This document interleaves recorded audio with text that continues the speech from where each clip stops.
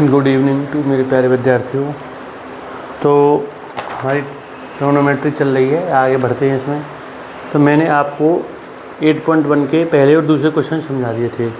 तो अब बढ़ते हैं थर्ड क्वेश्चन की तरफ। एक्सरसाइज है हमारी 8.1 और क्वेश्चन नंबर है थर्ड। तो इसमें हमें ये दे रखा है sin a = 3/4।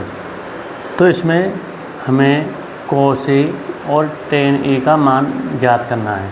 तो मैंने आपको ये वाली बात बताई थी पहले और दूसरे क्वेश्चन में, तो ऐसा हुआ है। अब तीसरे क्वेश्चन में उसमें आधार और लंब को आपस में चेंज कर दिया गया है, लेकिन इस क्वेश्चन में ऐसा नहीं हो रहा है। अब जैसे sin a है, अब sin a हमें कितना दे रखा है, 3/4 दे रखा है। तो इसमें 3/4 दे रखा है ये sin a। तो आप a को यहाँ पे मान लो, इसमें कुछ दिया तो है नहीं कि कहाँ पे समकोण है ABC में, मतलब कहाँ पे हमें समकोण बनाना, तो ऐसा कुछ तो दिया नहीं है। तो आप एक पे इस a को यहाँ पे मान के चलो, ताकि हम इस भुजा को लंब ले सकें, इसको आधार ले सकें और इसको क्या ले सकें, कर्ण ले सकें। अब उसके बाद में इसका सूत्र होता है हमारा लंब बटे कर्ण। तो लंब कितना हो गया, इसमें 3 हो गया, कर्ण का मान कितना हो गया हमारे पास में 4 हो गया।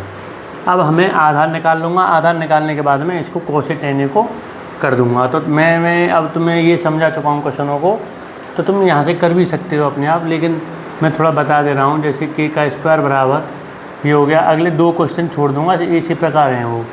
तो l² प्लस के a², तो ये हो गया हमारा 4² बराबर l² हमारा कितना है, ये है 3² और प्लस के a²। तो ये हो गया 16 = 9 प्लस a², इसको इधर ले लो। 16 - के 9 = a², a² = 7। तो a का मान हमारे पास आ जाएगा √7। तो a की वैल्यू कितनी आ जाएगी हमारे पास में, √7। तो आधार की वैल्यू हमारे पास कितनी आ गई, √7 निकल के आ गई। अब हमसे cos a tan a के मान पूछे जा रहे हैं। तो cos a का मान होता है, हमारा सूत्र होता है आधार बटे कर्ण, और tan a का सूत्र होता है हमारा लंब बटे आधार। आप इसको लाल बटे कक्का से आप याद कर लीजिए और यहाँ से इन सूत्रों को निकाल सकते हो। लाल बटे कक्का हमने लिख लिया, ये हो गया हमारा लाल और ये हो गया हमारा कक्का। तो लाल बटे कक्का से हमने यहाँ पे ये हो गया साइन, ये हमारा cos हो गया, ये हमारा tan हो गया, ये cot हो गया, ये sec हो गया और ये क्या हो गया, cosec हो गया। तो यहाँ से cos a का मान क्या हो गया, आधार बटे कर्ण। तो आधार कितना है इसका, √7 है हमारे पास आधार, और कर्ण का मान कितना है, 4 है।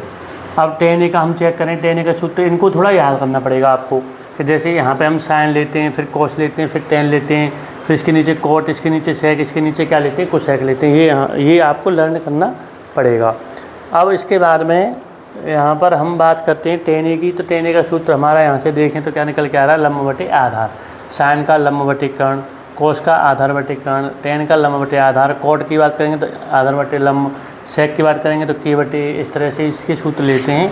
तो l का मान हमारे पास में यहाँ पे हो गया 3 हो गया, और इसका मान हो गया √7। तो इस तरह से sin a और cos a के मान, cos a और tan a के मान मैंने निकाल दिए। अब इसी प्रकार आपका ये चौथा क्वेश्चन हो रहा है और इसी प्रकार हो रहा है 5वां क्वेश्चन। तो आप चौथे 5वें क्वेश्चन को आप स्वयं कर सकते हो, मैं थोड़ा सा समझा रहा हूँ, फिर उसके बाद में अगला क्वेश्चन समझाता हूँ। अब जैसे चौथा क्वेश्चन है, तो चौथे क्वेश्चन में हमें दे रखा है 15 cot a बराबर क्या हो गया, 18। तो यहाँ पे हो गया cot a बराबर 8/15। हाँ, 15 cot a बराबर 8 है, तो cot a का मान कितना आ गया, 8/15 आ गया। तो अब हमने इसका ट्रायंगल बना लिया। तो ट्रायंगल बना लिया तो इसको नाम दे दिया ABC। फिर इसी प्रकार अब इसका सूत्र आधार बटे लंब होता है। तो ये हमारा आधार बटे लंब, तो ये तो आधार हो गया और लंब का मान कितना हो गया हमारे पास में, 15 हो गया। आधार ये हो गया हमारे पास और लंब कितना हो गया, 15। तो अब इस वाली साइड को आप निकाल सकते हो। इस साइड को निकालने के बाद में sin a sec a के मान आराम से कर सकते हो। अब 5th क्वेश्चन में हमें दे रखा है इसी तरह से, जैसे sec θ = 13/12 दे रखा है। तो अब इसका फिर फिगर बना लीजिए। अब यहाँ पे a का जब हमें थीटा दे रखा है, तो आप थीटा को तुरंत यहाँ पर मान लीजिए। अब उसके बाद ABC, इसको कुछ भी नाम दे दिए ट्रायंगल को। अब 13/12, तो इसका सूत्र चेक कर लीजिएगा इससे लाल बटे कक्का से। तो लाल बटे कक्का से आप इसका जब सूत्र देखेंगे sec का, तो इसका सूत्र होता है कर्ण बटे आधार। तो कर्ण हमारा 13 हो गया और आधार हमारे पास में कितना हो गया, 12 हो गया।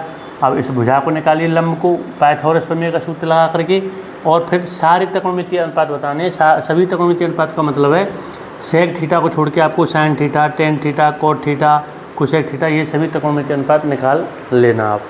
अब जैसे छठवां क्वेश्चन समझिए, छठवें क्वेश्चन को देखिए। छठवां क्वेश्चन अच्छा क्वेश्चन है, इसे समझिए। इसमें क्या करना है हमें छठवें क्वेश्चन में, क्वेश्चन नंबर 6। तो इसमें हमें दे रखा है कि कोण ए और कोण बी, कोण ए और कोण बी हमारे कैसे हैं, ये न्यून कोण हैं। कैसे कोण हैं ये, न्यून कोण हैं। और कोस ए बराबर क्या दे रखा है, कोस बी दे रखा है। कोस ए बराबर हमें क्या दे रखा है, कोस बी। अब हमें इसमें ये सिद्ध करना है कोण ए जो है वो किसके बराबर है, कोण बी के। ये हमें सिद्ध करना है कोण ए किसके बराबर है, कोण बी के, और ये हमें गिवन है। तो अब देखिए, जब ए और बी न्यून कोण है, न्यून कोण कौन से होते हैं, जो कोण 0 और 90 डिग्री के बीच के होते हैं, वो सभी कौन से होंगे, न्यून कोण। 1, 2, 3, 4 से लेकर कहाँ तक, 89 तक। अब जो 90 अंश का कोण होता है उसे समकोण बोलते हैं हम। तो ये हमेशा जो त्रिकोणमितीय अनुपात निकाले जाते हैं, ये हमेशा समकोण त्रिभुज निकाले जाते हैं। तो ये तो समकोण त्रिभुज हो गया। अब जब ए और बी दोनों न्यून कोण है किसी त्रिभुज में, हमें ज़्यादा कुछ बता के नहीं चल रहा है, लेकिन हमें इतना दे रखा है कि ए और बी न्यून कोण है, तो हम ए और बी को हमेशा यहाँ पर मानेंगे।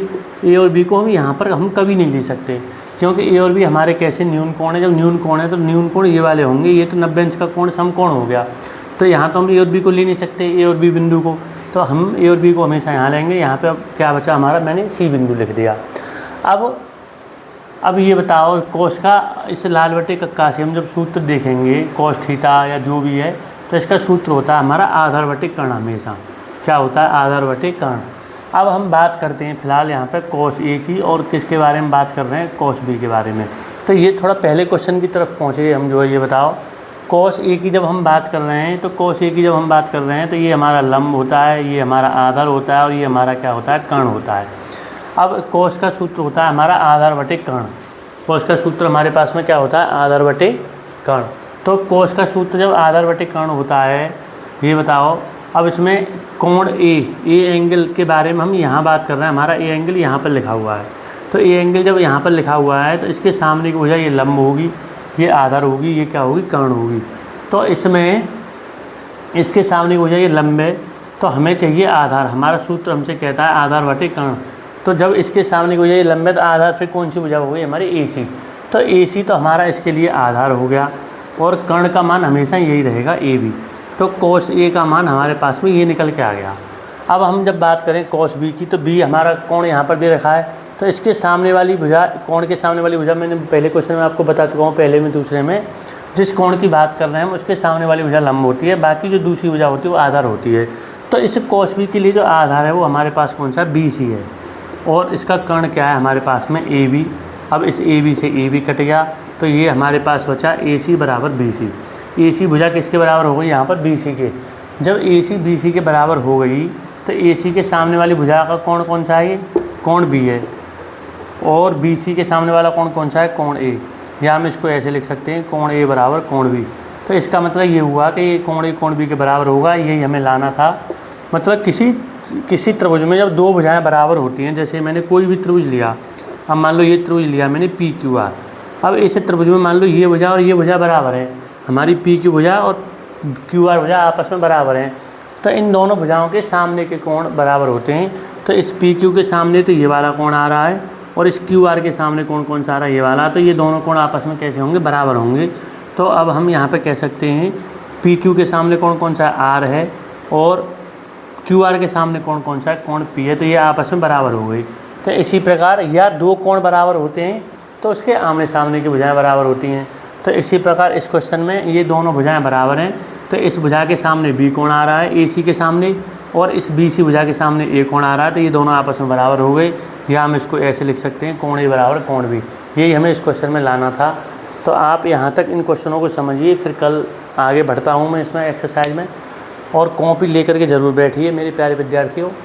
ठीक, आज के लिए बहुत बहुत धन्यवाद, थैंक यू।